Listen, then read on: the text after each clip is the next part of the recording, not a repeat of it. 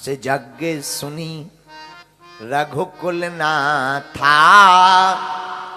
हरसी चले मुनिवर के साथा। धनुष यज्ञ की बात राम जी ने सुनी। मिथिला में धनुष यज्ञ है, तो राम जी भी लक्ष्मण जी भी मुनि के साथ मिथिला नगरिया चलने लगे। रास्ते में जा ही रहे थे, तब तक एक आश्रम एक दीख मगमाही, खग मृग जीवो जंतु तहनाही। रास्ते में एक आश्रम दिखाई पड़ा, वहां पर कोई जीव नहीं, कोई जंतु नहीं। सामने एक शिला पड़ी, राम जी ने देखा। पूछी मुनाही शिला प्रभु देखी, और सकल कथा मुनि कहा विशेष। सामने एक शिला खंड को देखा, पत्थर को। राम जी ने पूछा, गुरुदेव भगवान ये क्या है?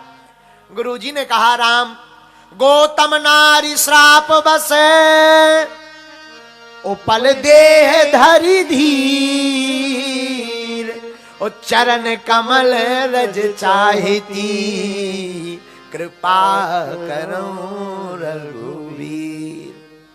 राम जी, हाँ, ये गौतम ऋषि की नारी अहिल्या है। श्राप के कारण यहां पर पत्थर बनी पड़ी है। आपके चरणों की रज चाहती। राम जी संकोच में पड़ गए। हे गुरुदेव भगवान, ये तो ऋषि पत्नी है, हम क्षत्रिय कुमार हैं, पर क्षत्रिय कुमार कैसे चरणों की रज ऋषि पत्नी के ऊपर गिराएंगे? पाप पड़ेगा।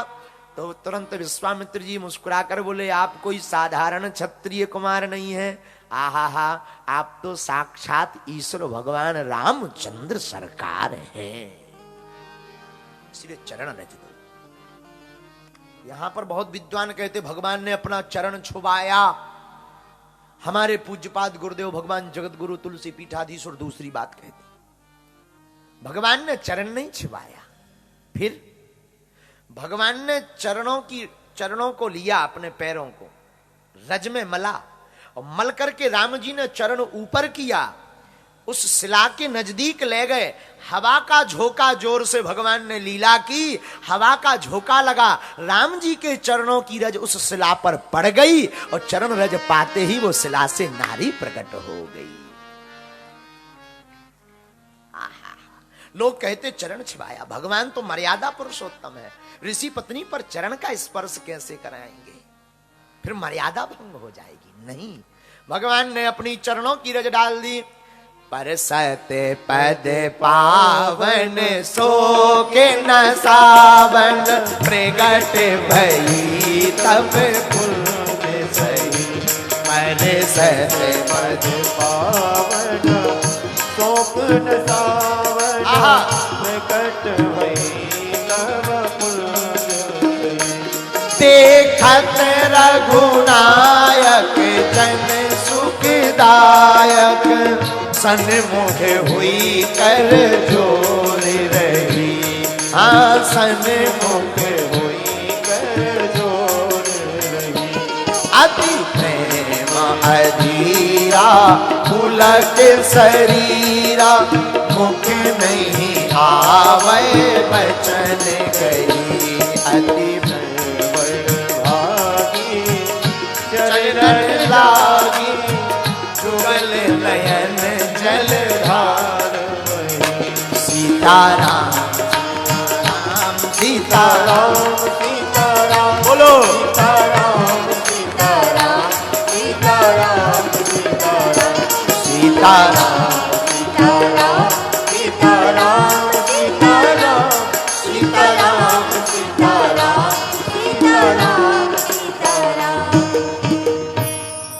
जैसे ही चरणों की रज पड़ी, आहा, उपल दे सुंदर देह लेकर के गौतम नारी की अहिल्या प्रकट हो गई। आंखों से आंसू बहने लगे, रोने लगी राम जी को देखकर।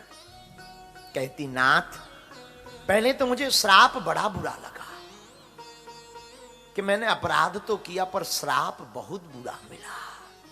लेकिन आज मैं श्राप को धन्य मानती हूं कि ना मुझे श्राप मिलती, ना आपके रघुनाथ के दर्शन होते। मैं बड़ा अभागिनी हूं, आंखों से आंसू बह गए। मैं बड़ी अभागिनी हूं, मैं बड़ी पापनी हूं, अधीर हो गई भगवान को देख करके। अतिशय बड़ भागी चरणन लागी, जुगल नयन जलधार वही। सरकार आप बड़े दयालु हैं, मुझ जैसी अभाग्नि को भी अतिशय बड़भागी बना दिया। जिन चरणों के दर्शन करने के लिए बड़े बड़े देवता शेष महेश गणेश दिनेश सुरेश जाहि निरंतर ध्यान करते हैं, पर आपकी झलक नहीं दिखाई पड़ती। पर धन्य हूं मैं, मुझे तो आपके चरणों की रज मिल गई। मैं कितनी भाग्नी हूं, अतिशय बड़भागी।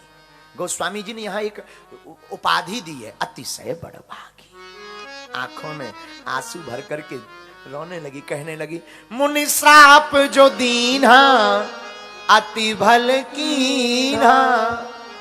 जो श्राप मिला बहुत अच्छा मिला, बहुत अच्छा। मुझे अगर श्राप नहीं मिलता तो आज ये सौभाग्य भी नहीं मिलता। अब बुरा मत मानिएगा, रामायण हो या भागवत, जितनों को श्राप मिला उनको भगवान जरूर मिले। मुनि श्राप जो दीन्हा अति भल कीन्हा, परम अनुग्रह में माना। देखो भरी लोचन हरि भव मोचन, यह लाभ शंकर जाना। अपनी आंखों से राम जी के मैं दर्शन कर पा रही हूं, जिन दर्शन को करने के लिए भोले बाबा को मदारी बनना पड़ा। यही बात अहिल्या कहती है रामायण में। देखो भरी लोचन हरि भव मोचन, यह लाभ शंकर जाना। ये लाभ शंकर जी ने समझा आपके दर्शन का, और हमको आज आपके दर्शन में खूब धन्यवाद देती है।